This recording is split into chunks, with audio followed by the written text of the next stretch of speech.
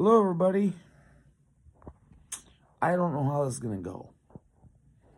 But again, alternate history, blah, blah, blah. Song and dance, same old one. This one's going to be grim, though. Okay, this is going to be during the Reagan administration. This is going to be a tragedy in a way. Well, in a way, it's going to be a complete tragedy. What I'm going to do,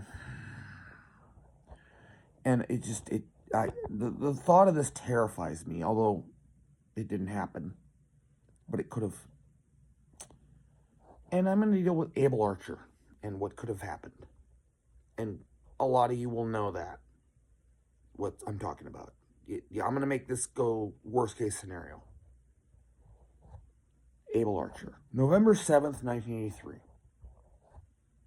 NATO is doing a combined exercise where they're basically practicing like there's going to be nuclear war.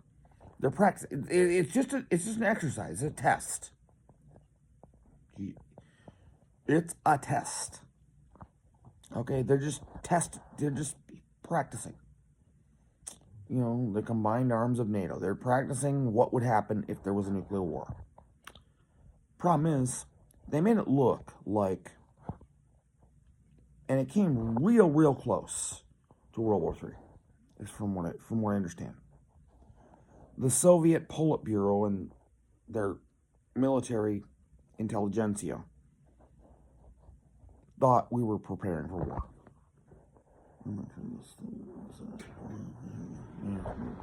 Sorry about the noise. But yeah. And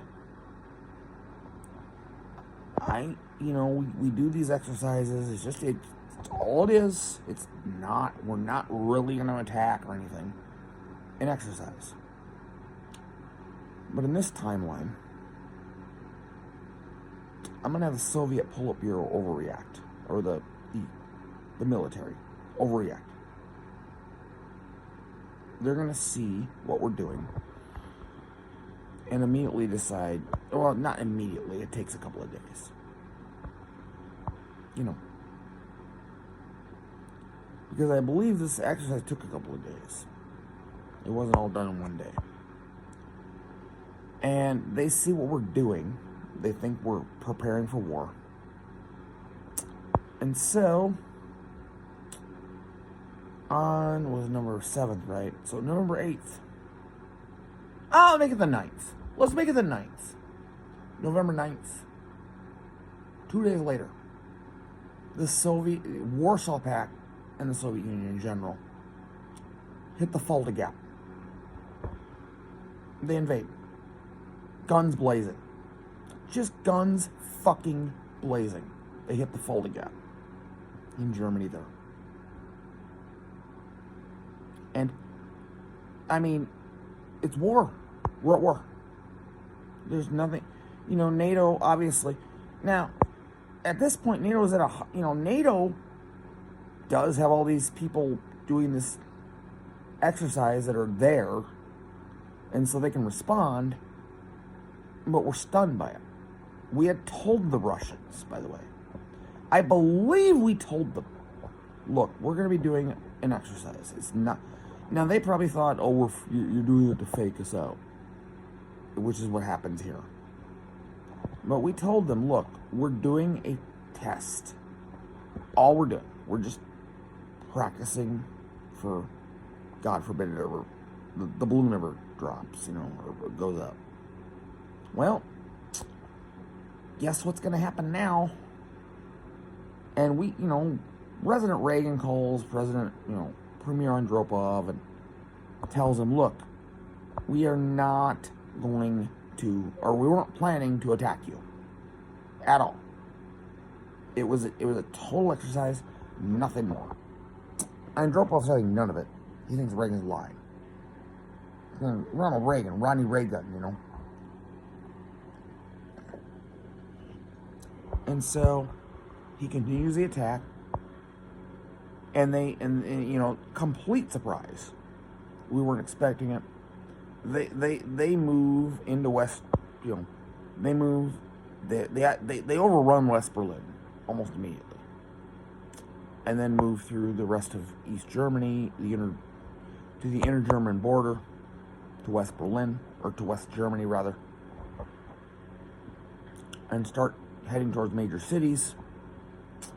And they're making a lot of gains because we don't have a lot of guys there, NATO. And so the U.S. makes this horrible decision: tactical nukes. About 4 of them, 3 or 4. We launched tactical nukes against their troop formations. And, of course, now, I don't know how long it's going to last, because this is going to take long. The genie is now out of the bottle.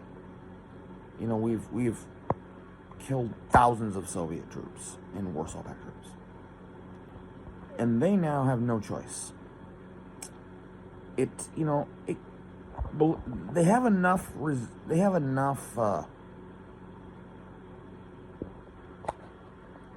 resistance to this idea to wait a couple of days. But in a couple of days, say on the 10th of February, maybe 11th or something, they finally decide we're going to attack the NATO headquarters in Belgium. We're going to attack by this time NATO has, of course, responded militarily. They've got troops. There's heavy fighting. I mean, they're fighting the Warsaw Pact at this point, on the ground. And so they send one tactical nuke on them, one on NATO headquarters in Belgium. Just those 2. And of course they order their troops to back up about 30 miles so they don't get affected by it. And they launch these. From here, it's Katie bar the door. Absolute Katie bar the door. And I'm not smart enough to know, what the nukes are called, and the technical crap about that. I don't know. I'm just going to call them nukes, because that's what they are. I know tactical nukes and strategic and all that, but I don't know. We haven't gotten to that point quite yet. We're going to get there. This is not going to end well. Okay, if this had actually happened, I wouldn't be here, neither would you. And the world would be like in the Stone Age at this point. But, so they respond.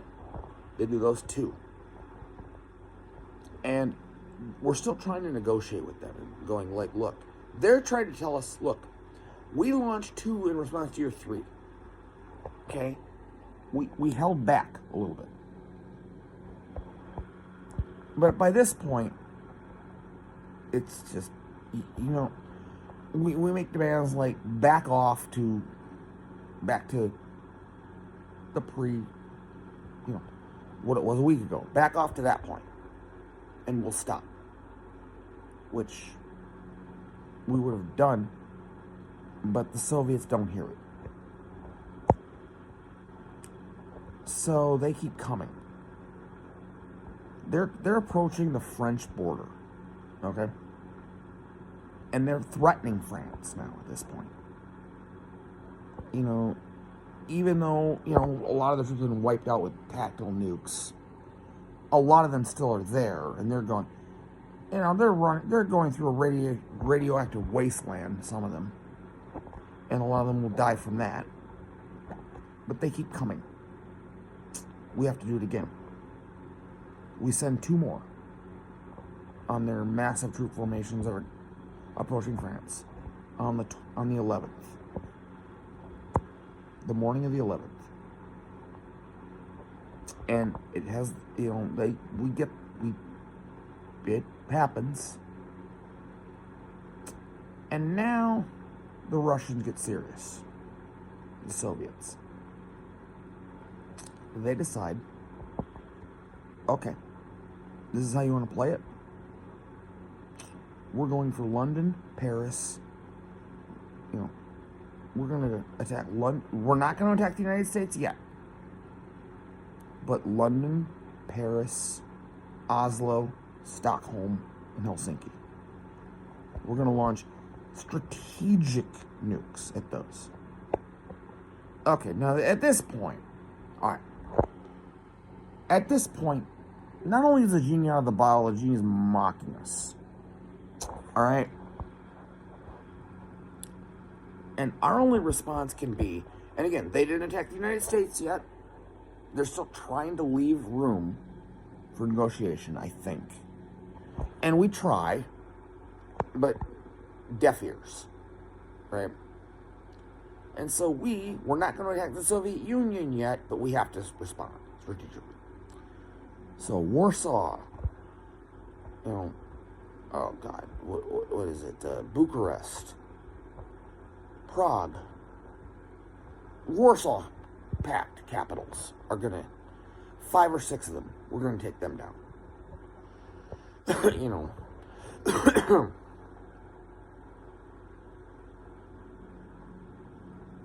And we do. And there's a couple of days where nothing much more happens because we're doing this tit for tat at this point. And so we're kind of each waiting for them to respond. But it's at this point, the genie, again, I say that, I use it for the light. The genie's out of the bottle. The balloon's gone up. And,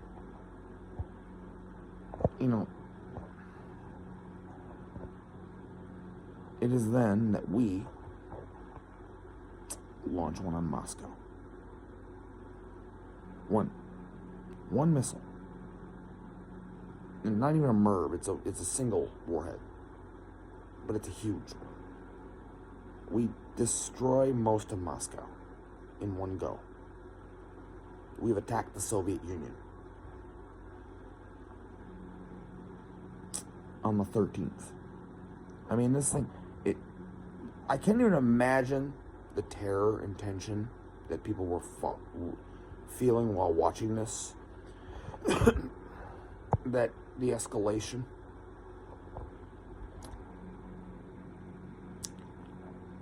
And the only thing the Soviets can do is they launched 2 on us. One at Washington, one at New York. Okay. It's just, fucking Christ, man.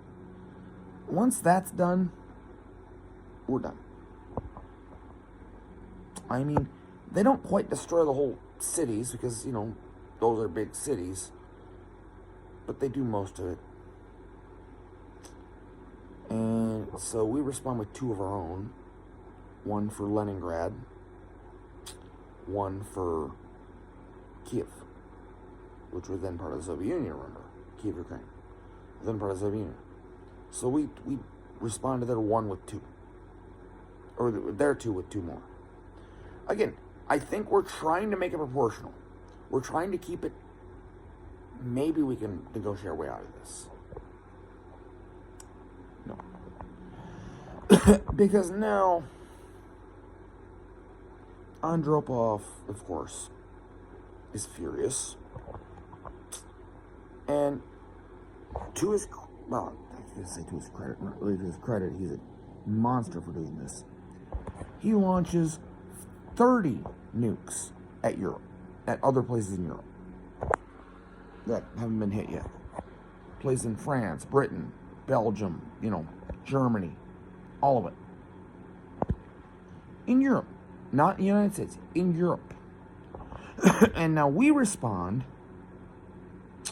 we respond with double that number on the Warsaw Pact. Not the Soviet Union, but the Warsaw Pact. I mean, we hit every decent size city in the Warsaw Pact. Everyone. We don't leave one. We don't leave a one.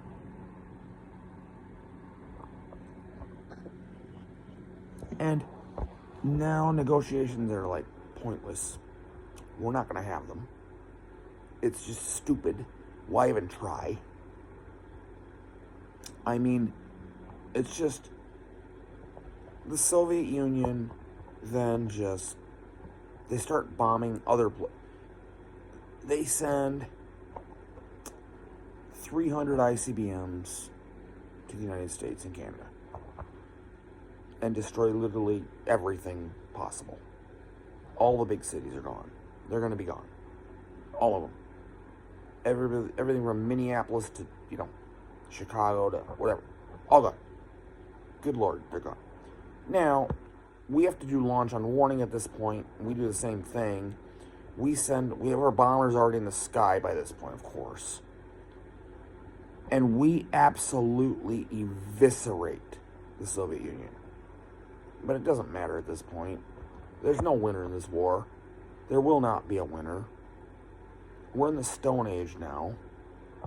And it's just, it was fucking pointless. All over a stupid misunderstanding. And, that was, 1983? It's now, let's just imagine, it's now 2022 in that scenario. 2022. It's still, there's still people out there. There aren't many people left.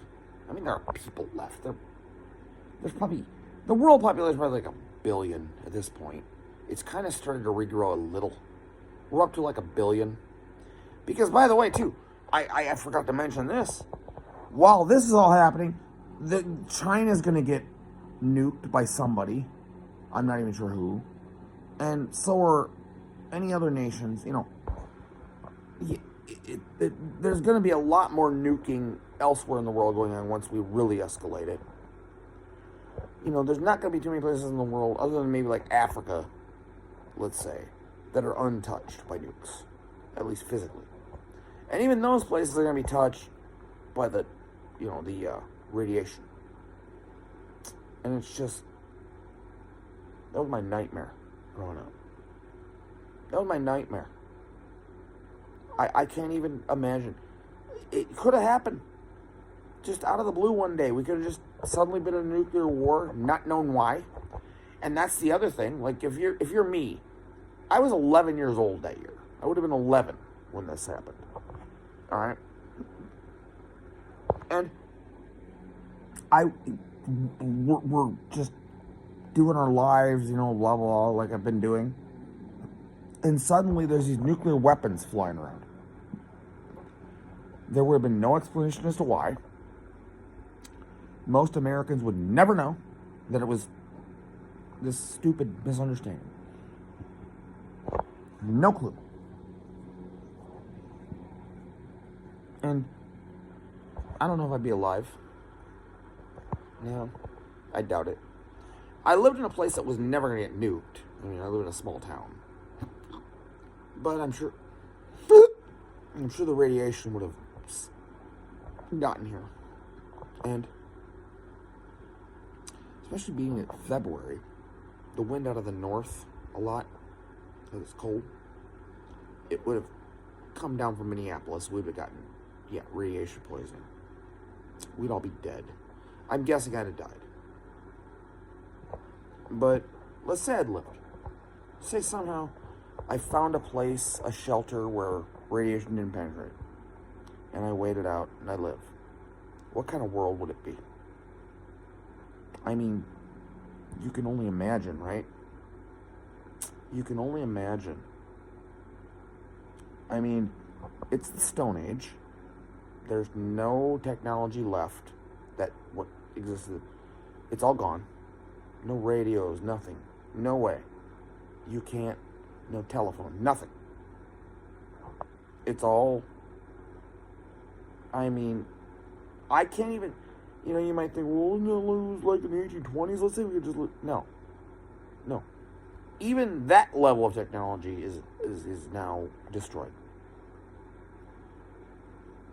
Just nothing. Nothing left. It's going to take a Herculean effort to rebuild this and get it back to where it was. And hopefully there'll be enough smart people left that remember how it was so they can redo it at some point. But I mean, I'm going to tell you right now, it's going to take 3 or 4 or 5 generations. Like maybe 150 years before we get to the point where, okay, we're kind of back to where it was in the 1940s. Like that. It's hopeless. It's basically the world committed suicide in this week or so, whatever it is. And this could have happened. It still could. It still fucking could. You know, I'm not going to go into the politics of the Ukraine invasion and how it could happen. I don't think it will. I honestly, God, don't think it's going to happen here. I think something's going to happen. I don't know. But it sure could. And it's not, there's no point even going beyond that other than to speculate what's like to be like in 2023. You know, it's going to be still dismal and crappy and shitty. It might be a tad bit better than it was in the immediate aftermath. But, you know, maybe some places that are untouched physically, like Austin, Minnesota, where I live, we might have some things restored, like electricity. We might. It's possible. I don't know. I really don't know. But it's not a world I'd ever want to live in. And I don't want to live in that world if it happens. I mean, to the point where I'm done. If the nukes ever start flying in earnest, like in my scenario here, I'd kill myself. I don't want to live in that world. I have no interest in living in that world. None. Absolutely none. And we need to not have that happen. We need to not have that happen. It's I've seen Threads, you know, the day after. Especially Threads. Threads is just, for those of you that don't know, that's a movie, a British movie, like a TV thing they did back in the 80s on the BBC, where they basically, and I think their scenario might have been Abel Archer. It was that kind of, it was about that time. Similar to it. But no, it wasn't. What am I talking about? Jesus, I'm an idiot. No, there was an actual thing going on in the Middle East, apparently. Between, you know, involving Iran and stuff. And the NATO and Warsaw Pact got into a snit. And they just threw nukes at each other eventually. And the destruction was complete. To the point where, and I don't know that this would actually happen. I think Threads might have exaggerated it a bit. To the point where, basically, with 10 years later, after the attack, people don't even know how to talk anymore. Society has gotten to the point where it's like cavemen, and they can't really communicate anymore. It's, I don't know. Christ, I'm basking like 23 minutes in this thing? Alright, cool. I think I'll wrap it up there because it's too depressing from here on in. It's going to be 100 years before anything even remotely decent will happen again in this world. Maybe. And even then, I don't know.